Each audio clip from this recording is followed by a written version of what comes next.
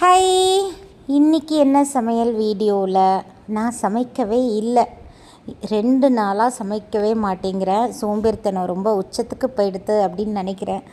Anyway நேற்றுக்கு சாதம் வச்சேன்னா அந்த சாதம் இருந்தது. இவ்வளோ கொளுத்துற வெயிலில் கிச்சனில் போய் நின்று நமக்காக சமைச்சு கொடுக்குறவங்களுக்குலாம் தங்க மோதிரம் போடணும் தெரியுமா? அதனால் நேற்று சாதம் இருந்ததா, அதில் சின்ன வெங்காயம் கட் பண்ணி போட்டு கொஞ்சம் தயிர் ஆட் பண்ணி உப்பு பெருங்காயம் போட்டு மிக்ஸ் பண்ணி அந்த தயிர் சாதத்தை சாப்பிட்டா சொர்க்கமாக இருக்கும். நம்ம உடம்புக்கு அவ்வளோ சில்னஸ்.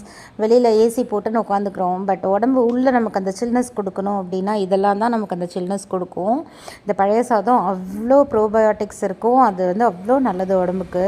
இது எல்லாருக்கும் தெரிஞ்ச விஷயந்தான். பட் இந்த வெயில் காலத்தில் நிறைய எடுத்துக்கிறது நல்ல விஷயம்.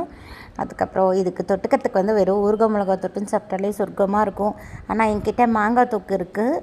அப்புறம் மாம்பழம் சீசன் இப்போ லைட்டாக தலை தூக்க ஆரம்பிச்சிருக்கு. எனக்கு மாம்பழம் குழம்பு சாதத்துக்கு, சாதத்துக்கு, அப்புறம் மோர் சாதத்துக்கு எல்லாத்துக்குமே தொட்டுன்னு சாப்பிட ரொம்ப பிடிக்கும். எனக்கு என்னன்னே தெரியல, எனக்கு ரொம்ப பிடிக்கும் அதை தொட்டுன்னு சாப்பிட்றதுக்கு.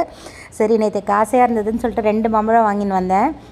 சீசன் வரல, அதனால் கொஞ்சம் புளிப்பாக இருக்குது. பட் எனிவே நான் மாம்பழம்னால என்ஜாய் பண்ணுற ஆள்.